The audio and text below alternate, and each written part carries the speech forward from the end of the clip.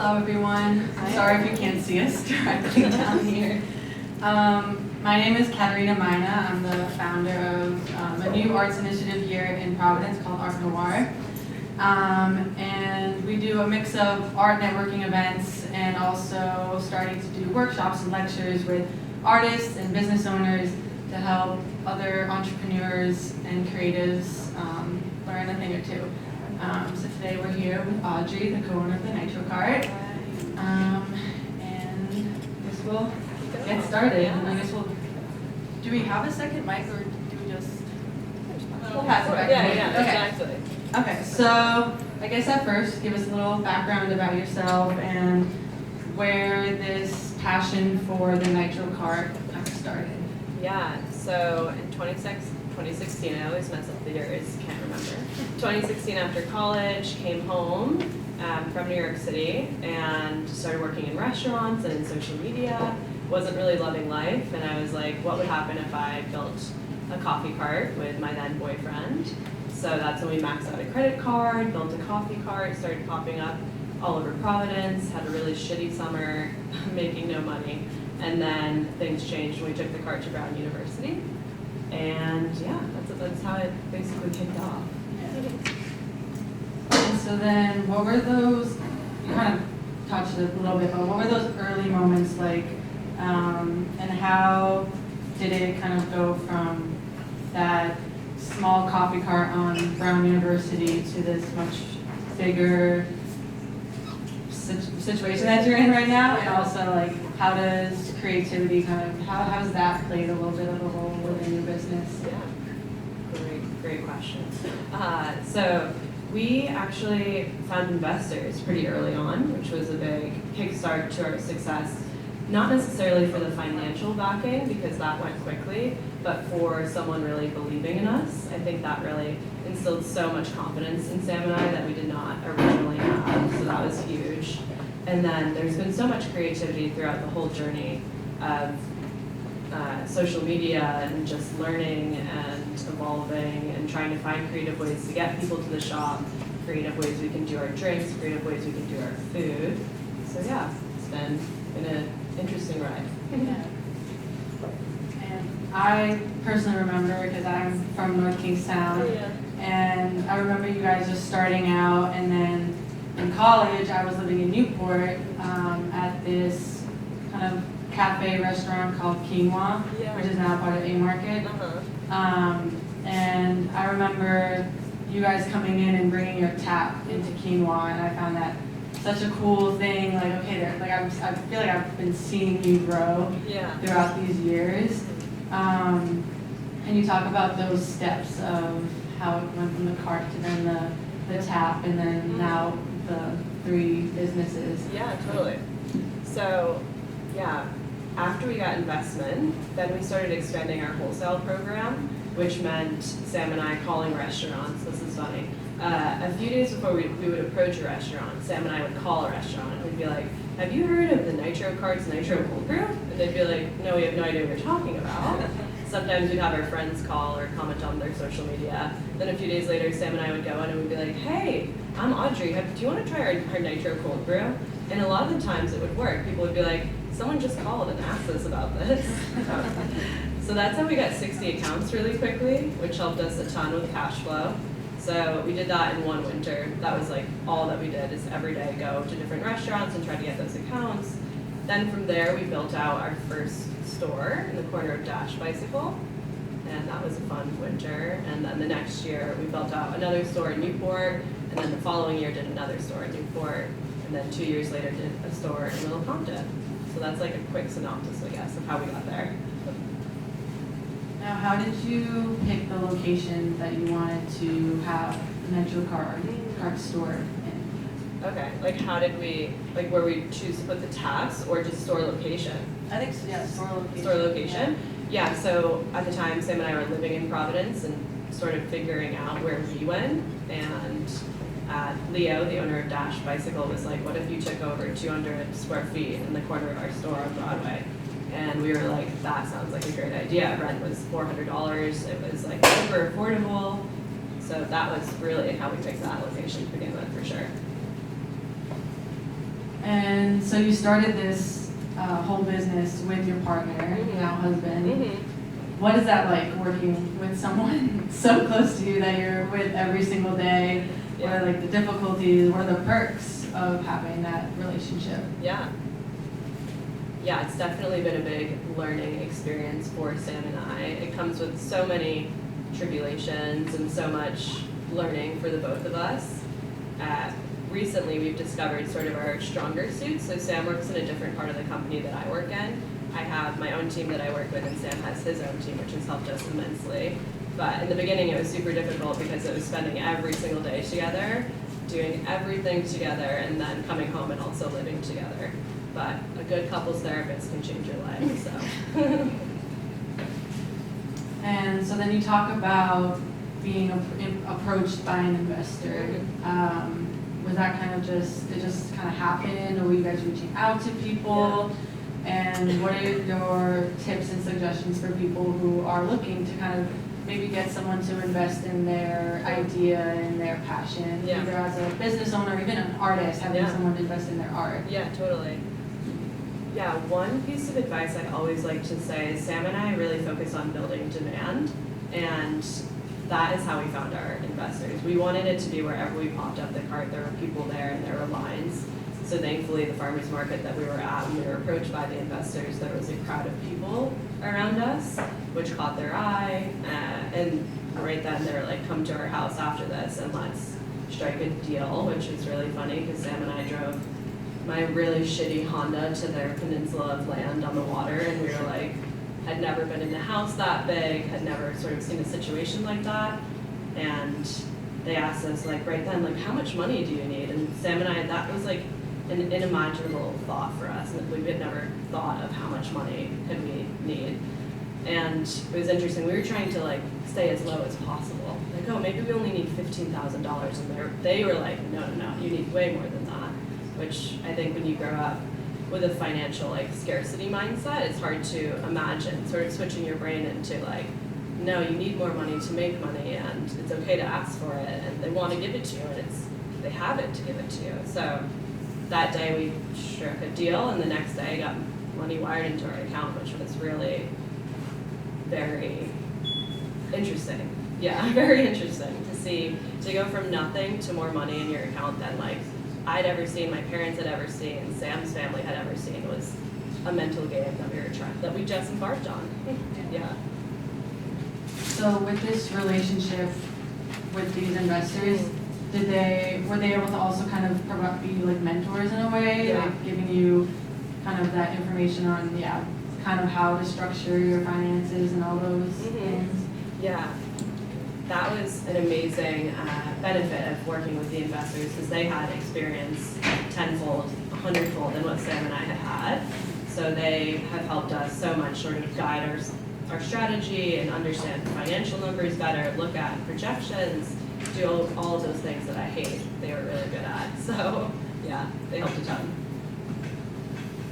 And so you opened your first location in 2018, right? And now you have 3 or 4, including the little Compton one. How has that growth impacted your businesses, and what challenges have been presented from scaling up in kind of a short period of time? I would say it's from 2018. I know it seems like a long time, but for a business, forever. I feel like it's pretty quick. Yeah, we're so grateful for the team that we have that's become truly family. They have helped us so much with every step of the way, which has been huge.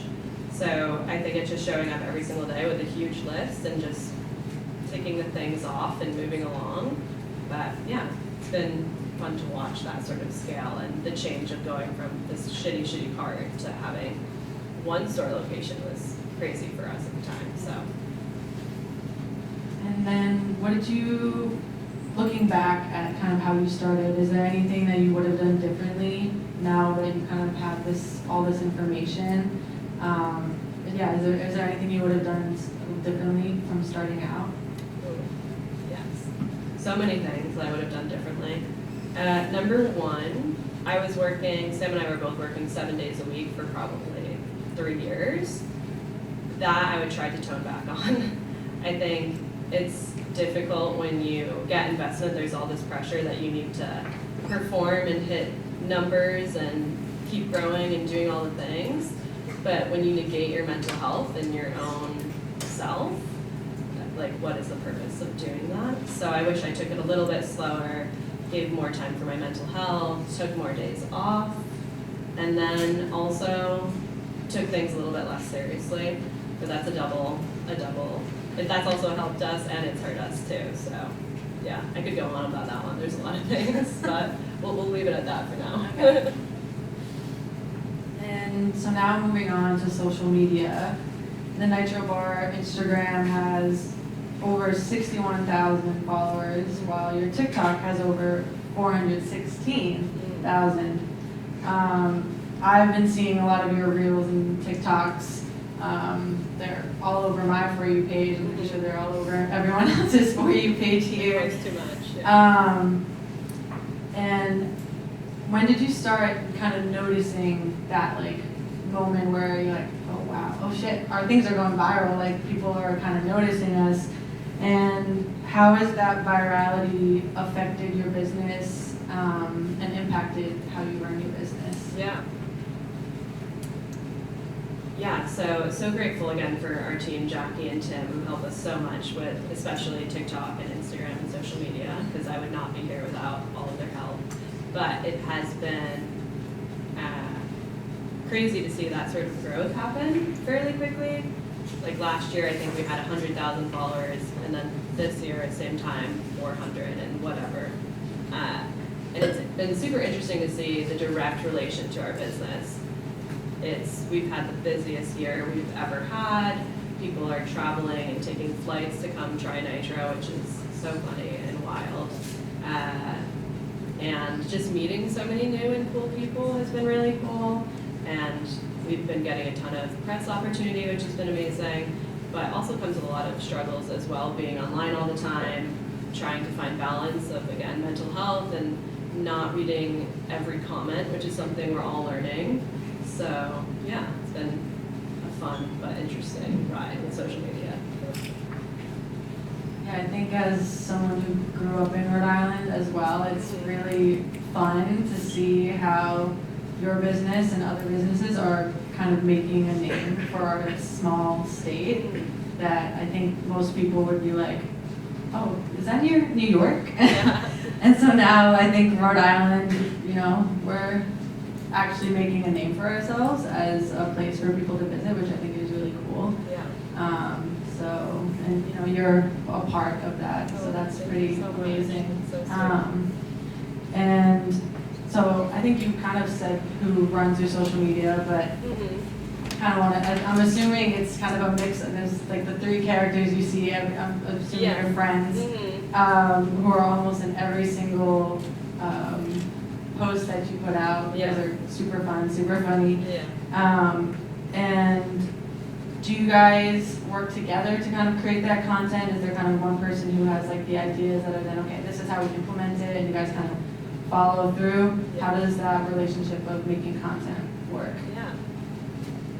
Yeah, so as of this year, we probably spend 30 hours a week just coming up with TikTok strategy, Instagram strategy. So one day a week, we just brain dump and we go back and forth for probably 5 hours, just talking about ideas, looking over what performed well, talking about new trends that are coming up, thinking about what we want to hear. And a lot of it is straying away from traditional marketing and not trying to just be like, here's our blueberry latte, come to Nitro to try a blue. It has to be more interesting than that. So Jackie, Tim, and I spend a lot of time brainstorming, coming up with the ideas, writing out everything that we're gonna say, and then the next following days we go into the shops and then we film those and sort of edit them, put them together. We always have like 10 videos ready to go, so that we're always ahead in case one of us gets sick or one of us can't be there to post. But yeah, it definitely is a lot of brain dumping and a lot of talking about silly ideas and sort of going back and forth, and we've just started to get into like skit writing or trying to be funny, I guess, online. And my God, that is so hard, because it's like something could be funny to you and not funny to someone else, and how do you make something universally funny while also trying to promote a coffee shop. So yeah, it's been so fun though. I love that part. And how busy your stores have been impacted, like when you can go make these videos? Mm-hmm. 'Cause I know like there's lines out the door most of the time. I try to come to the Providence one, but it's packed most of the time. Right. How do you, what's that like, making time to film? Yeah.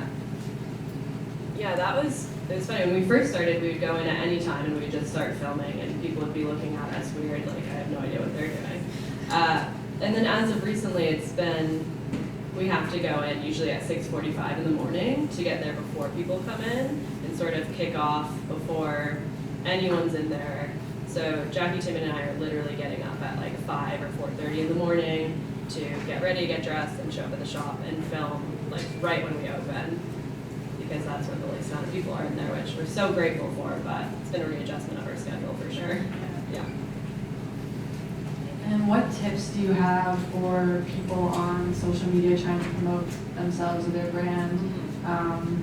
But not only trying to make that content and go viral, but also creating that community. Because I think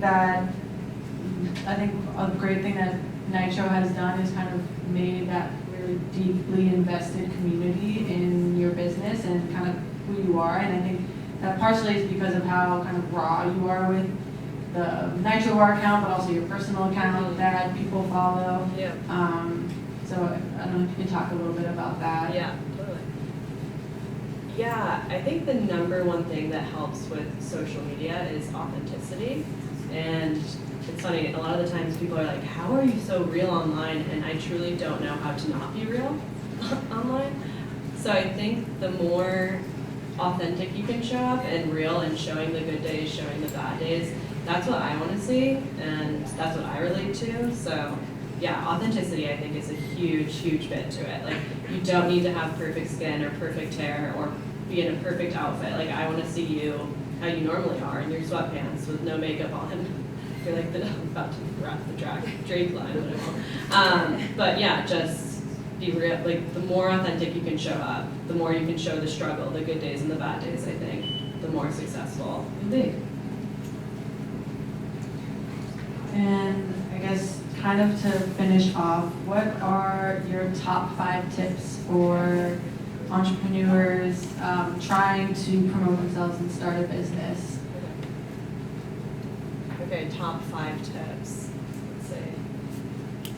Number 1, finding balance. So making sure that you either have a good therapist or you're allotting a certain time of day that you sort of shut your brain off from thinking about business. So I try to do that at like 6 p.m. I do not respond to people on my phone after 6. I don't even know what my phone is. I try to just leave it and go away from it. So setting up big boundaries with your phone, especially because I think as a business owner, it always feels like there's a million things that you could be doing, a million things that are going on.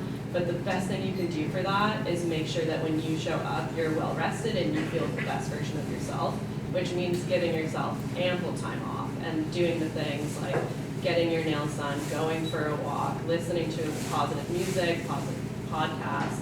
That's one big tip. Another big tip would be always overestimate your costs and then underspend is a big one.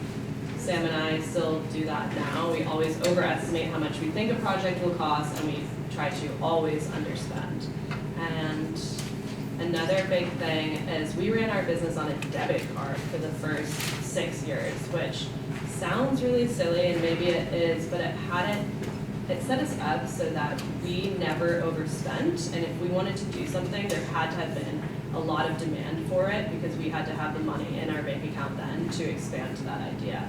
So that may it be good, may it be bad. That helped us a lot with getting our cash flow down. Let's see.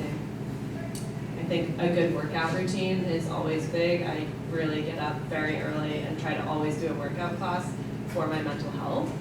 And that has helped me tremendously. Also, finding a really good therapist has helped me a ton. Someone that deals with entrepreneurs is also, if you can find a therapist that specializes in that, mine does. Bless her heart, she has helped me a ton. So yeah, those are some tips. I have actually one final question. Are you able to tell us what the new drink is? Oh yeah, of course. Yeah, we are doing a black raspberry chip latte. That is my favorite. It tastes just like my favorite ice cream. It is so good. Jackie backed me on this. It's really good. That's coming out December 5th. Okay, cool. Great question. Thank you. Now I think we'll open up for questions if anyone has any. So just on like the third tip you just said, you said you were running the business on the debit card for like the first 6 years. Yeah. Is that after you started with the maxed credit card for the card? So we maxed that credit card off, and then we paid that off like immediately. And then that was a personal credit card. Then we switched over to a business debit card. Business debit card. Yeah, right. So that's how we ran the business for a while, very long time. Yeah. Purple sweater. What inspired the Nitro card? Like, have you always loved coffee? Yeah, I've definitely always been a huge coffee fanatic. Like, I started drinking coffee when I was 13, and my love for coffee, I was like, love the environment of coffee shops too, and love the community aspect. Sim and I, when we first started it, we had just moved back home to Rhode Island, and we wanted to meet friends. That was one of the main things. And we're like, oh, if we have a coffee cart, we're going to events, that's a great way to meet people. So that was truly the main reason why we wanted to start that. Yeah. Yeah, what did you study in college? I'm curious about that. And what would you suggest someone who's going to college focus on if they want to be a specialist or something? Yeah, so I studied economics and marketing. So both of those things have definitely helped a ton with starting my own business. I think in college it's a little bit more corporate, but it helped me a ton figure out strategies and understand just business theory and marketing especially. Yeah, there's so many, it's a psychology game basically to figure it out. So that helped a ton. Yeah. So when you guys built the business, and like we've been going since 2018, when you guys first opened up the Providence location, we've loved the coffee and all of the creative branding and the drinks that you've come up with to the point where we got it the morning of our wedding. Oh, thank Like, you. That's amazing. And we've seen the same baristas, the same staff at all of locations over the last few years. So how have you guys built the team to the point where they're dedicated to you as much as they are? Yeah, that one I think comes down to authenticity too. Like they are our family. We love them so much. They like come to our Thanksgivings. We do big company parties. We treat them well. We have health insurance. Like we take care of our team as if they are family. So I think that's a big part of it. And they definitely feel that way. Yeah, vice versa. So I want to know, if you want to scale up your business, you have a whole bunch of different ideas to scale it up, just do things. Like, how do you decide what idea to kind of like do first or just do in general? Yeah, which idea to like go for when you have so many? I run to that problem every day. It's like you're inside my head.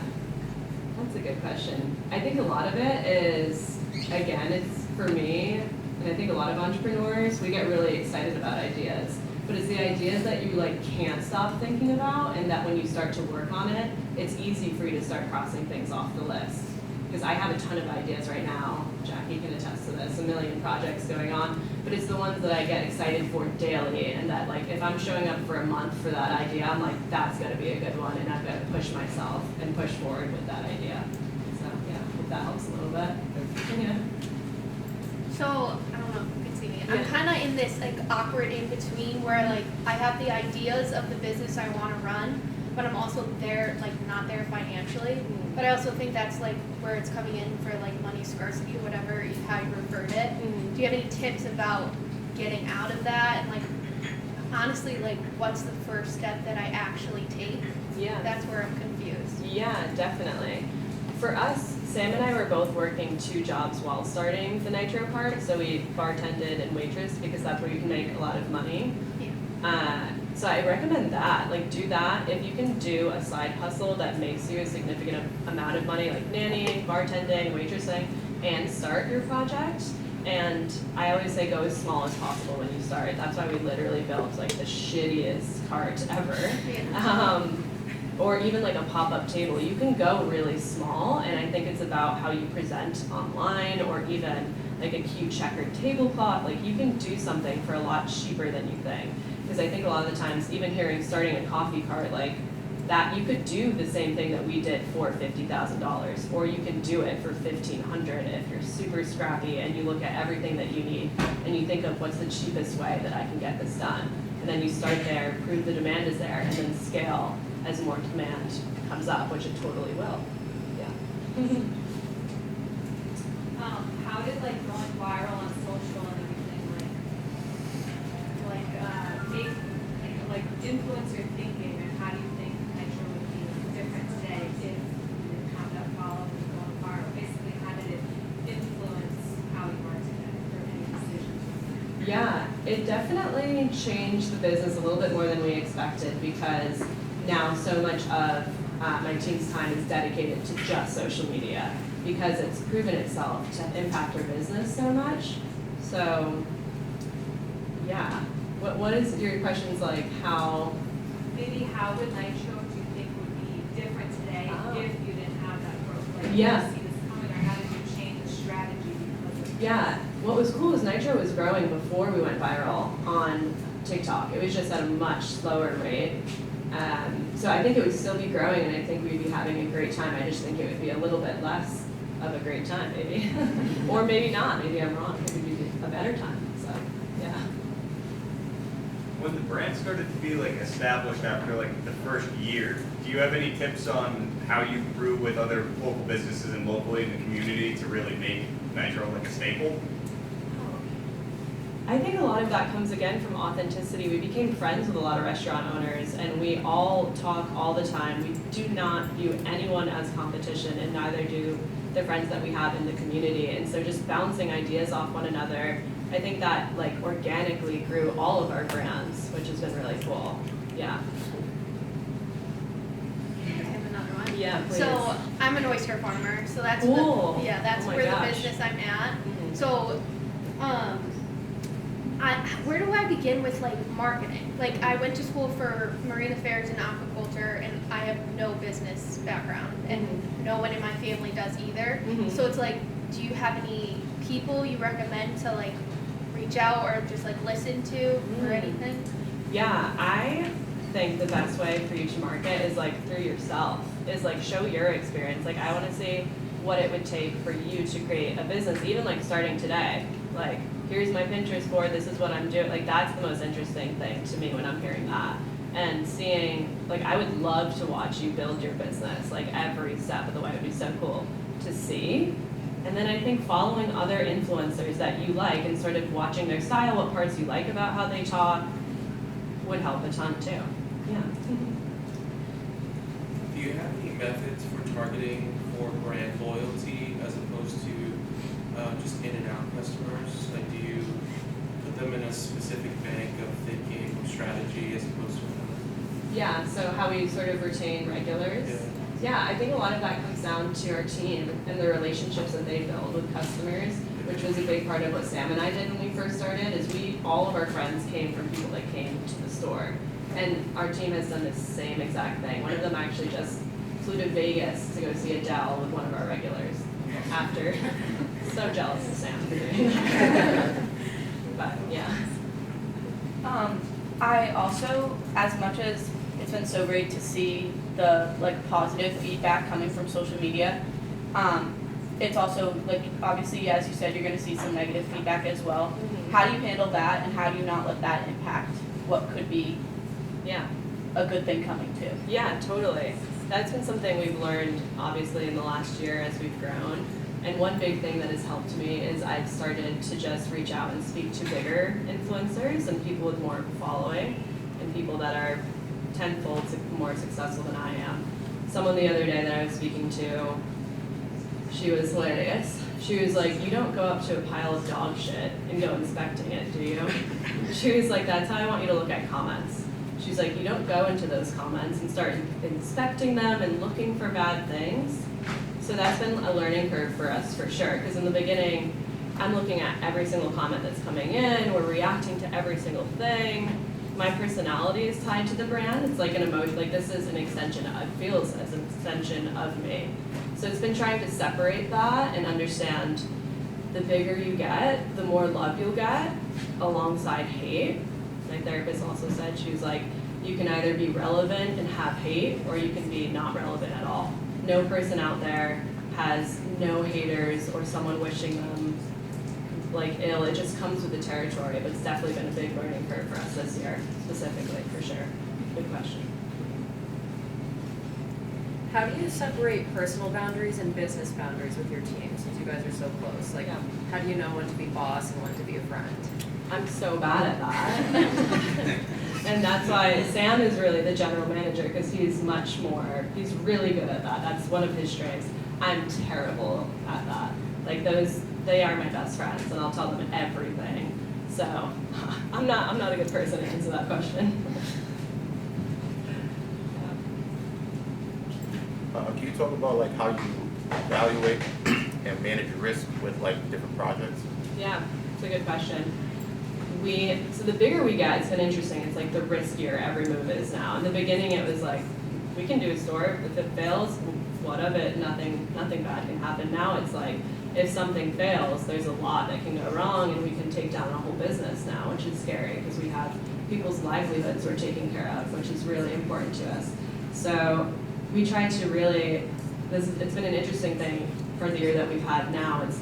We're even more scared to make a move, and I think it's really weighing pros and cons, and I always plan for worst case scenario. I plan for it to fail, so that if it does happen, I can like quickly pivot or figure something out. So it's probably not the most optimistic way to look at it, but it definitely helps with risk. Do you have plans? I'm sure you have. Can you talk about your plans for the next 5-10 years? Yeah, we'd love to grow more stores. That's a big thing.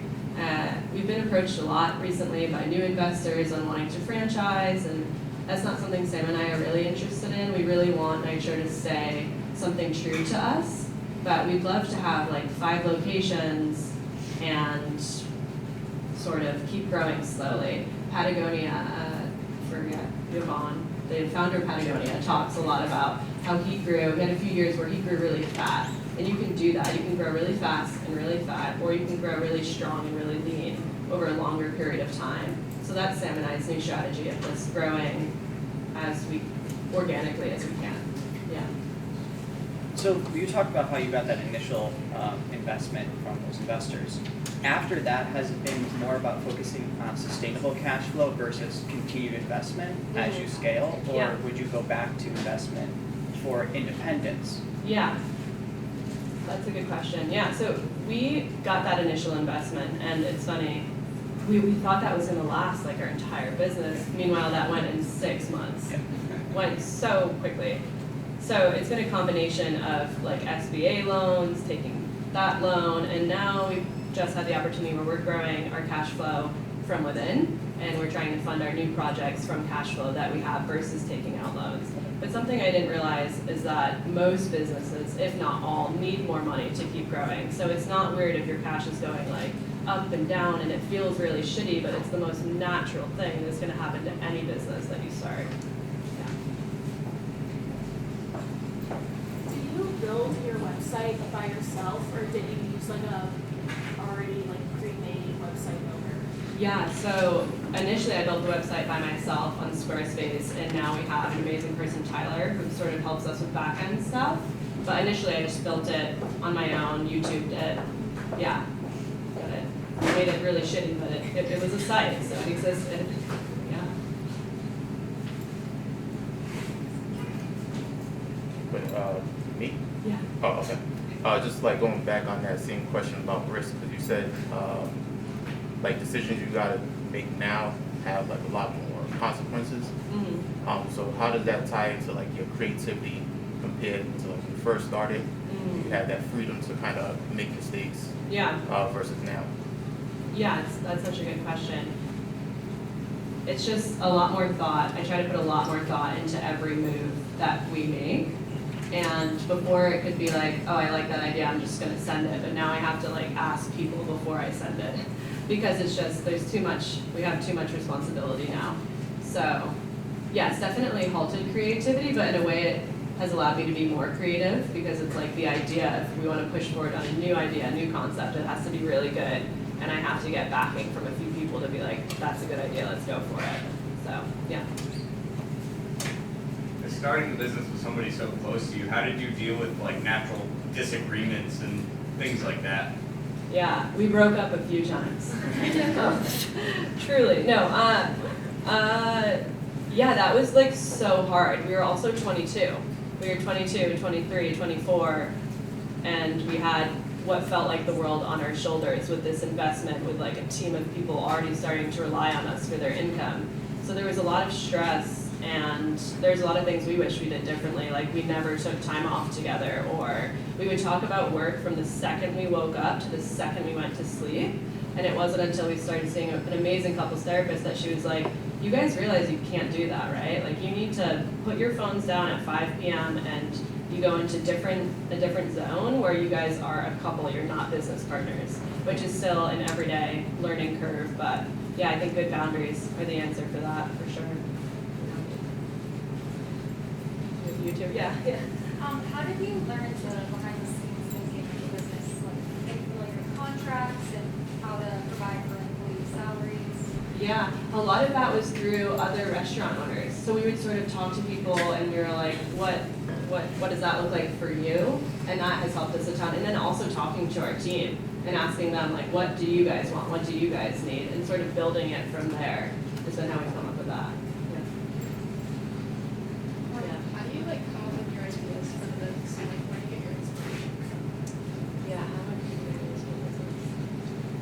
a lot of that is just, the question was how do I come up with ideas for the business? And a lot of that I think is I'm always thinking of ideas. Like it's sort of a curse. Everywhere I walk into, I'm like, oh, what if that was like that? Or that should be like that? Or like, I need something like this. And I had that my entire life, and I didn't realize that meant you were sort of, knock on wood, an entrepreneur. So I think it just comes naturally. It's just like thinking of things. Also probably spending way too much time online. I'm like, oh, that's where I got that idea from. Yeah. So when you first started and were still working 2 jobs, when did you know when to transition fully into working on your business? Yeah, when we got invested in, that's when we were like, okay, we will go full into this. So like right then was when we made that transition. Yeah. As a founder, how hard was it like taking a step back and being able to delegate to a team, and like when was the moment you realized, okay, now it's time to sort of take every little thing off the plate? Yeah, so this past year was the first year that I stopped general managing with Sam, because it would be Sam and I general managing, speaking with all of our managers. And this year, we brought in our own general manager, and Sammy has been an absolute angel queen and crushed it. So it was just finding someone that we really trusted, that we believed in, and knowing that they were there and being like, she can do it better than I can do it, so I'm gonna let her take that over and focus on things that I'm better at. Yeah. This is more of like a personal question, but like even just my job now, people look at me like I'm a psychopath. Like, what are you doing? But with my ideas that I'm sharing with my friends and family, they're also looking at me like I'm a psychopath.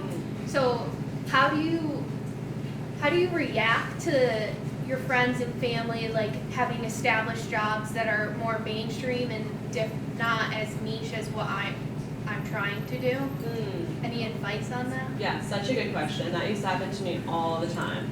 My mom was like, when we first started, my mom was like, Audrey got her peddler's license and is gonna go sell stuff on the street. Like she had no idea what we were doing. So yeah, I think that it's really, then I started putting boundaries up of who I would talk to about the ideas, because I think there are people that now will hear your ideas and be like, that's badass, that's really cool, keep going with that. So it's just knowing which of your friends and community members will uplift you versus the ones that might critique you and be like, that's stupid. You don't need to be talking to that kind of person, and you're not going to change them. And that, I wish I put more boundaries up with that, because that would always scare me when a friend was like, why would you do that when you can get a job in marketing? Why would you do that when you can get a job in fashion? But I think it's choosing who you speak to. Yeah.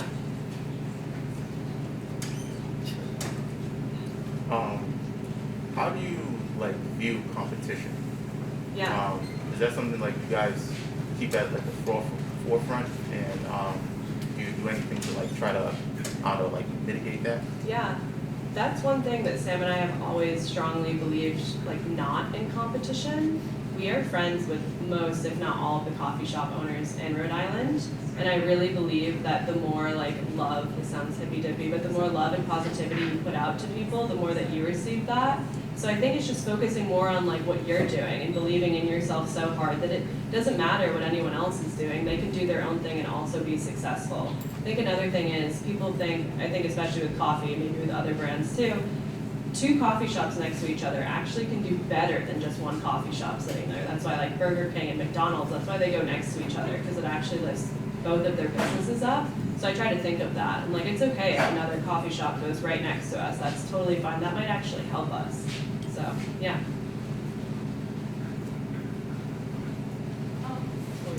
You can go, sorry. No, you're good. I go to Providence College and I see a lot of like people walking around with like Nitro hats and hoodies. Are you designing those and like do you plan on kind of expanding on the merchandise aspect of the business? Yeah, so that has been one of my favorite parts, working on that again with my team, Jackie and Tim. This past year went ballistic. We shipped out like thousands of orders by ourselves, which was really cool and amazing to see. But we definitely plan on expanding that. We have a new collection that's about to come out on the 5th that I'm super excited about. And we, together as a team, sort of strategize. We spend so much time thinking of like, what kind of clothes do we want to wear? And we don't want it just to be coffee shop merch. We want it to be a lifestyle piece, a piece that someone can wear and like feel connected to a community. So that's something that we've been focusing on. And we have an amazing graphic designer who sort of puts together the ideas, Tyler, who's been amazing to work with too. Do you have any methods or like a mentality or philosophy behind community engagement, like organic community engagement? I know over the summer you were doing like the parties, which were awesome, which I went to. Oh, thank you. Do you have any other methods for organic engagement that help boost that loyalty to the brand? Yeah, for sure. I think depending on what your business is, interacting with as much people as possible, like sending them a DM or sending them a comment or really having a conversation with them when they come into your store or interact with your brand online or in person has been a big thing. And personally, I try to align between reading all the comments and I try to also respond to a lot of people, which definitely helps organically grow a community and feel that vibe community, yeah. Where do you find the influence for like some of the food offerings on the menu too? Yeah. Where do you source your inspiration? Travel or something too? Or there are always like these places that you visit that you're like, oh, maybe I'll like bring something back from that place and use that into my work here. Yeah, definitely. A lot of recently, we've been able to travel. We weren't doing that for a long time, but yeah, when we travel and we see new things, or new pastries, or new coffee drinks, we're always pulling inspiration there. And then again, our team is so incredible, and they have these amazing ideas. And like Katie, who's now head steering our pastry program, she's gonna have way better ideas than I do. And we love to uplift and sort of see her take over and go at it in her creativity and her field. So a lot of it is a combination of both of those things.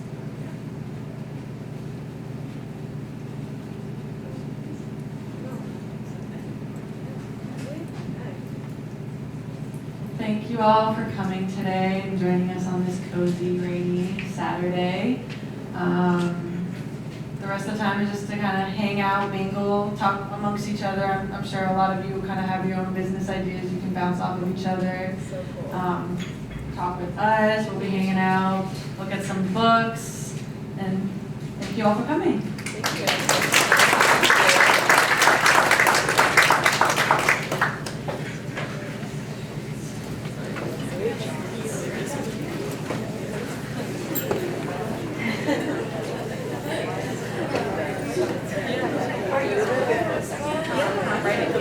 Business profile on Nitro Bar for my final business journey.